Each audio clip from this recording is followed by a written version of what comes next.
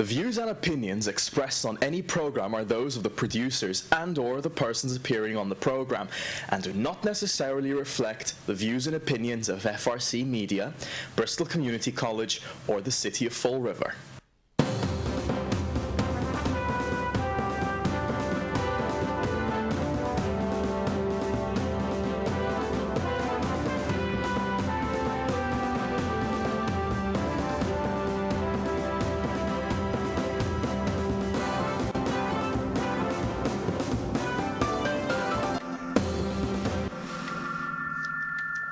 Well, hello there, and welcome to Spindle City Straight Talk. I'm CJ, and my co-host is a little late today. Sorry about the feedback. Let's see if I can get my co-host in, because he seems to be running just slightly late this morning. There you are, Chip. Well, I apologize for being a few minutes late. I was actually here, but I was outside screaming at CVS Caremark and the prescription drug issues that we have to deal with in this city every day, because they have absolutely no consideration for anybody or their plight in life. So, well, no, because again, they're CVS Caremark.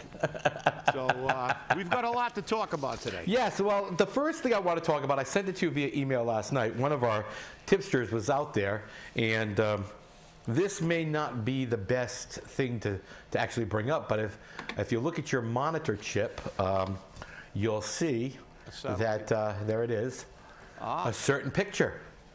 Can you identify many of those people?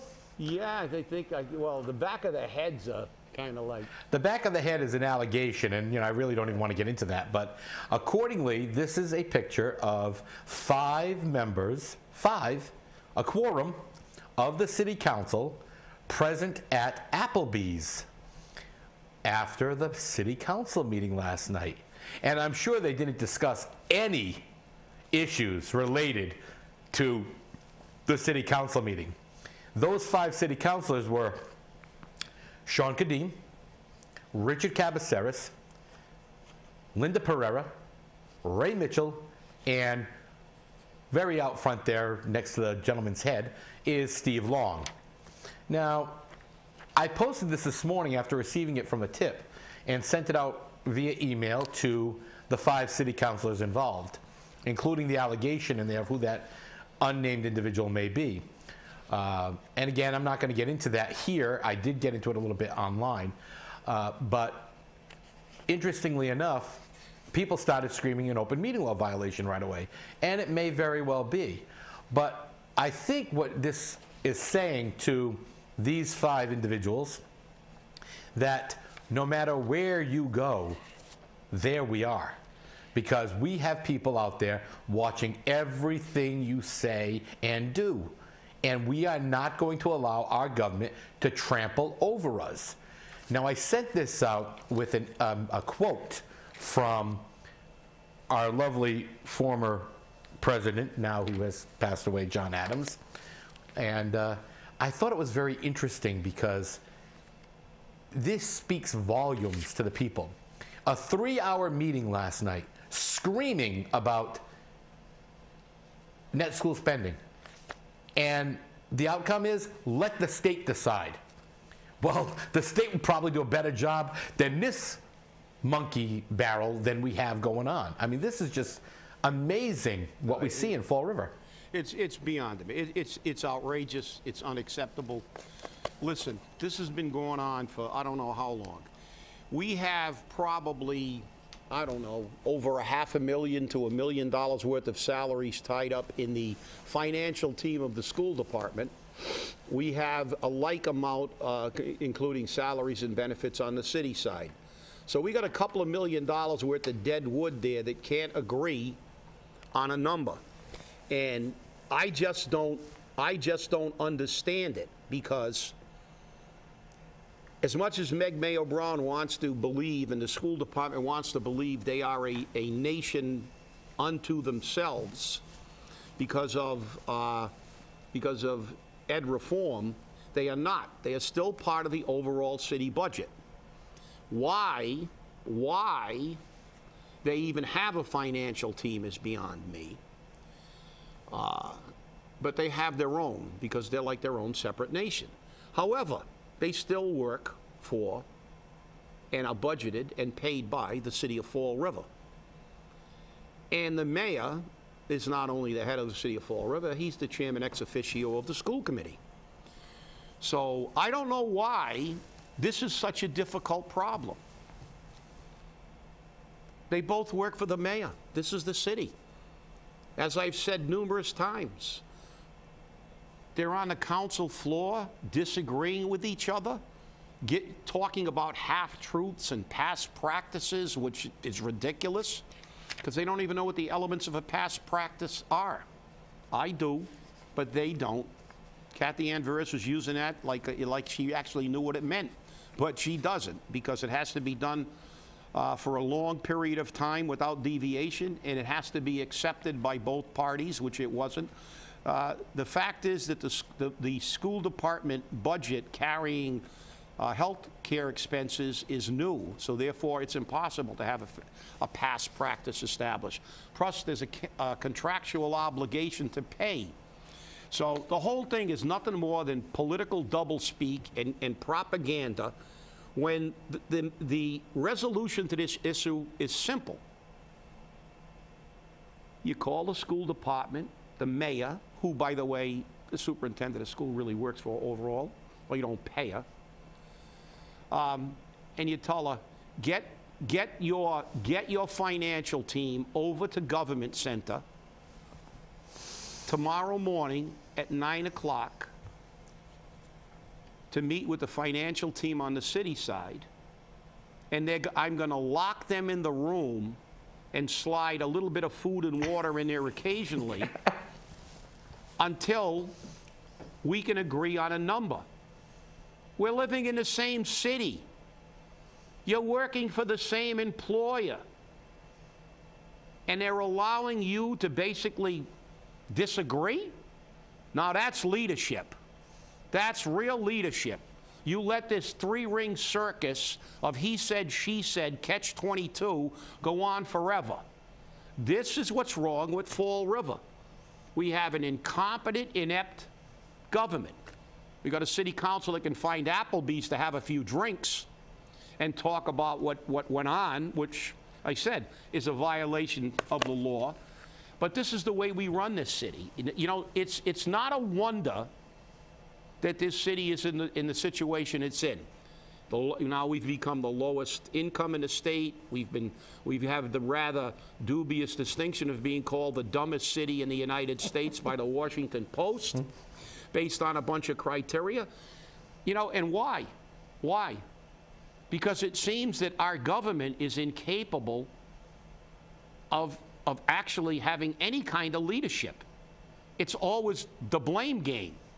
They're wrong. No, you're wrong. No, I'm wrong. No, the city. Let's go to the state. You know what the state's going to tell you? And you wonder. And then they turn around and complain about the state, thinking we're a bunch of idiots down here. That we're morons.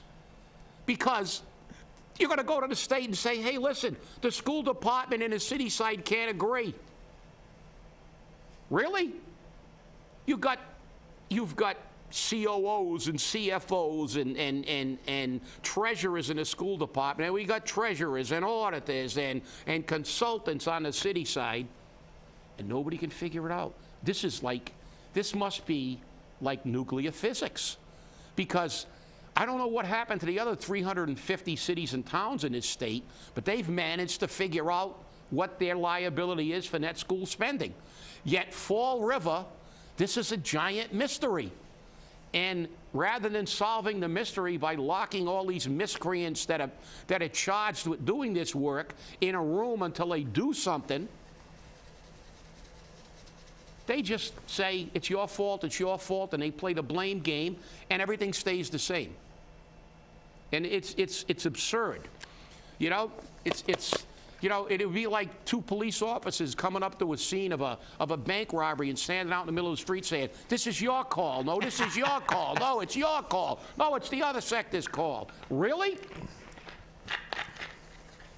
I mean, you know, and they continue to categorically refuse the swear word. forensic audit. But that's what we need. There's only two solutions to this problem, and that's forensic audit or receivership. Because I don't care, it seems that nobody, all they do is talk. Nobody minds the store. I haven't seen a resolution from the city council demanding that the two parts of our pseudo-government here, you know, the school department, that entity within an entity, get their financial house in order, meet with the city, and if there are any questions, then agree. And if they can't interpret the law, and they can't interpret the way net school spending is supposed to be computed, this should not be a question that's asked of the state. The question should be asked by the voters and taxpayers of Fall River is, why are you getting paid to do this job if you can't do it? If we can't figure this out, why are you getting paid? Cha-ching. It's cha-ching, you know, it's money. But you know, it's very interesting because I think we'd get better government with Larry, Curly, and Mo than we get what we currently have. And you know, 3 hours for a city council meeting to discuss net school spending, in my opinion, is just mildly excessive. Mildly, I'll be nice about it. But you know, let's get on to some more great news. New Hampshire. I loved it. What a slap in the face. You know, on the Democratic side, you had Bernie Sanders, 60% of the vote. 60%. 13 delegates. You know, Hillary Clinton's kind of licking her wounds right now because she thought she was going to be Bill. You know, she thought she was going to be the underdog and come out, you know, banging. But guess what? She came out limping. 9 delegate votes. 9. Not much at all. But I think that on the Republican side, this is speaking volumes to people. Donald Trump, 35.1% of the vote, 10 delegates. This is a man who is telling the people exactly what they want to hear. And that's why he's coming out so far ahead in all the polls. But I think the bigger issue is the fact that the governor from Ohio, Kasich, came in second with 15.9% of the vote. And, you know, he's the moderate. He's the guy in the middle of the road. So I think that he truly is going to be the guy to beat. I had a conversation briefly this morning with a professor at Bristol Community College, and he was like, well, you've got Trump, you've got Sanders, both of whom are going to leave us in a flaming hole in this country. And then you've got Kasich, who's kind of like right in the middle. And while he may not be everyone's selection for president, he is the middle of the road guy, and at least he won't nuke the hell out of us. So, you know, it's probably very, very true. But, you know, Cruz came in third, and, you know, 11.6. And this morning, they didn't even wait. This morning, Cruz took out blaster ads against Trump, and Trump also came back and, you know, slammed him. Although I must say, Cruz's ad was kind of amusing. It was a... it was a little childish, actually. Yeah, it was. But, you know, when you finally make an action figure, you know you're big.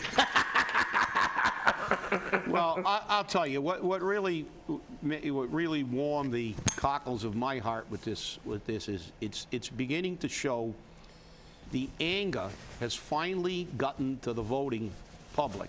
You know, it took them probably 20 years too late, but they're beginning to get angry. And the fact that Donald Trump, whether you like or dislike him, and I know that the New York Times had quite the front page and calling anybody who supported him I don't know, a zombie, a mindless, whatever, which, you know, is kind of negative journalism. They talk about negative politics, but I guess because we didn't agree with their pick, they're going to do that. But this shows that the people are beginning to pay attention, which is a good thing, because you know something, The only time the politicians actually maybe give you a half a listen is when they think that you're gonna burn them. And you know, Kasich is going to have some trouble in the South.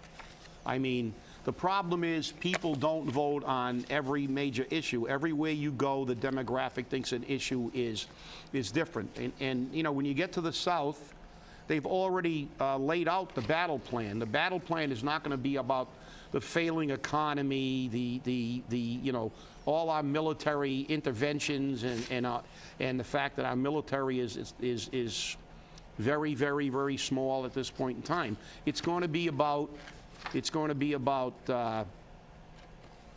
gay marriage and abortion and things like this, because South Carolina is about 80 and 90% Baptist or evangelical, and this is where Cruz runs strong.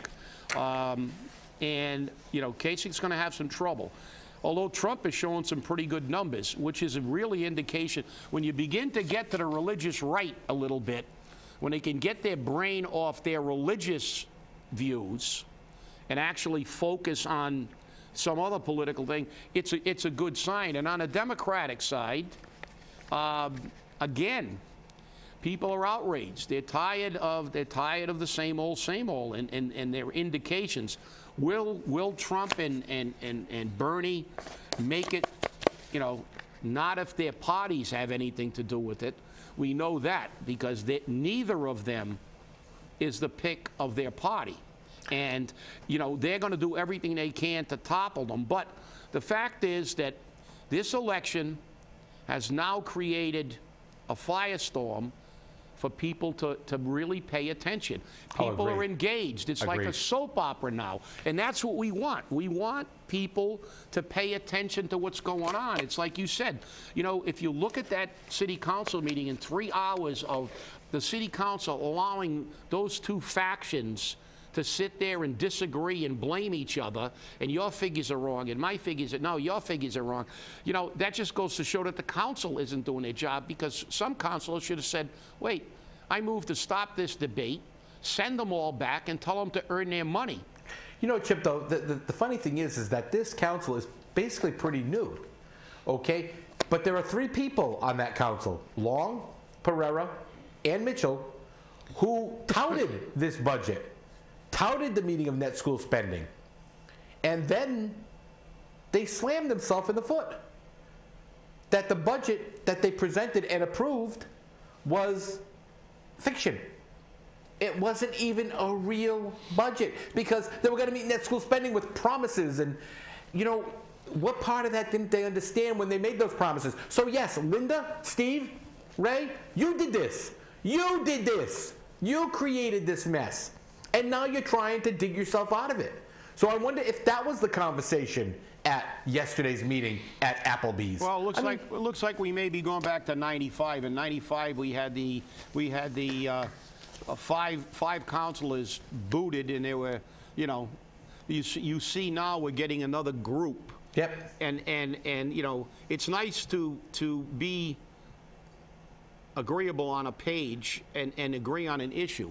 But it's very dangerous when you create a coalition that votes the same way on virtually everything, because then it actually inhibits the process. We're supposed to have 9 independent minds on there, and everybody hold hands and sing Kumbaya is not the way government's supposed to work. Nope. It's supposed to be, you look at it, you're a representative of the people, you take that job seriously, and you then look at every issue and how it affects the taxpayer, and you take a position based on that. And if you agree with your colleagues, that's good. That means that maybe we're on the right track. But if you disagree, you stand up.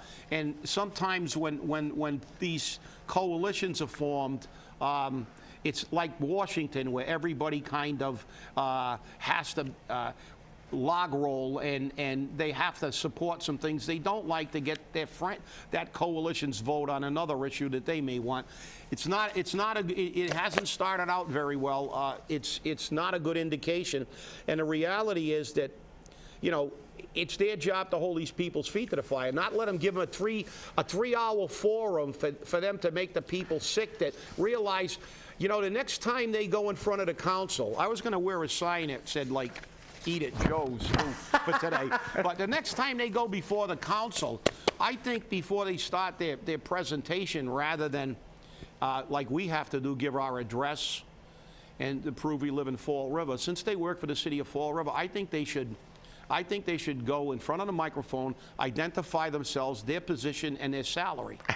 Yeah, that would be nice, wouldn't it? Because I would like to see how much money we're paying. Wasting, exactly. But how much money we're paying these people. And not only that, they should give their salary and how much staff they have to work for them and their salary to see how many millions of dollars we're wasting so we can have a three-ring circus in the middle of the city council chamber.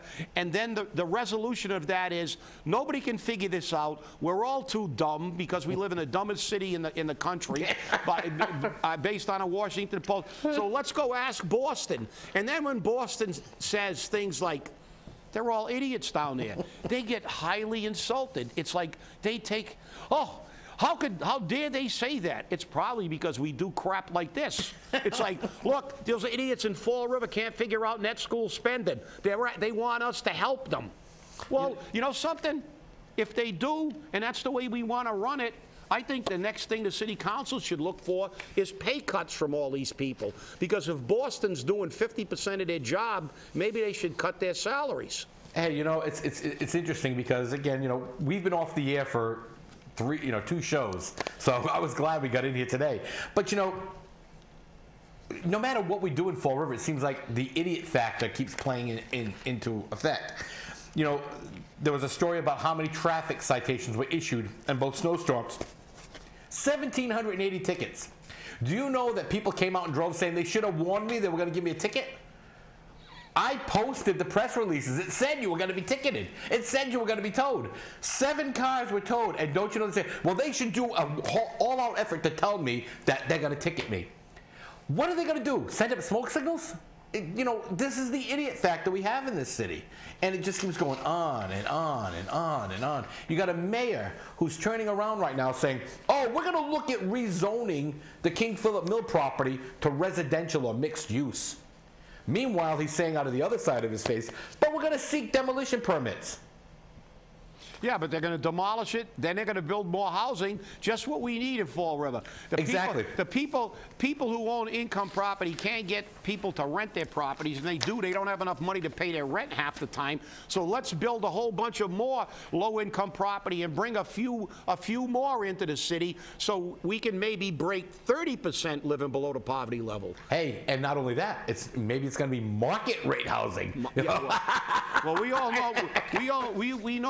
know what market rate housing is a code word for. It's like we get to build it, we get to get a TIF, and then when we can't rent it, we can turn it into Section 8. Exactly. We can say, hey, we can't get anybody to move. I mean, all we have to do, the logo every time we discuss this that we should put on the screen behind us rather than at the satellite is Point Gloria. Yeah, I know. You know, we didn't learn this lesson from Point Gloria.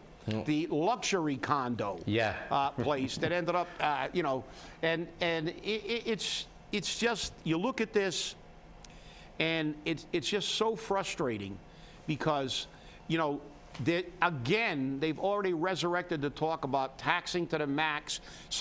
And somebody's even talked about overrides. We can't figure out where the money we got is going, where it should go, how much we've got. And we continue to create new jobs and expand government and payroll, and they expect us not to be upset. I don't know how this can go on. I mean, it's just, you know, Fall River is bizarro world. It is. And the thing is, you know, we look at the money that's being spent. We got rid of a treasurer, we got rid of an assessor, and we hire, under contract, Mary Sahadi. And she can't even show up on time for a meeting. She showed up an hour after the meeting started. Did her job as a CPA that doesn't do any accounting because we only do reconciliations get in the way? Or did her job as a housing authority member get in the way. I mean, we're paying you good money, and maybe you think 25 grand isn't good money, but to a family in Fall River, they live on less than that. So 25,000 to them is good money, but you don't have to show up on time. I get so tired of hearing why people don't have to show up on time. You know what? When I worked for somebody else, if I didn't show up on time, I got written up.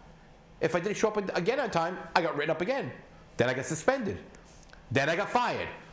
I mean, if you didn't show up on time for a fire, what would happen, Chip? I mean, come on.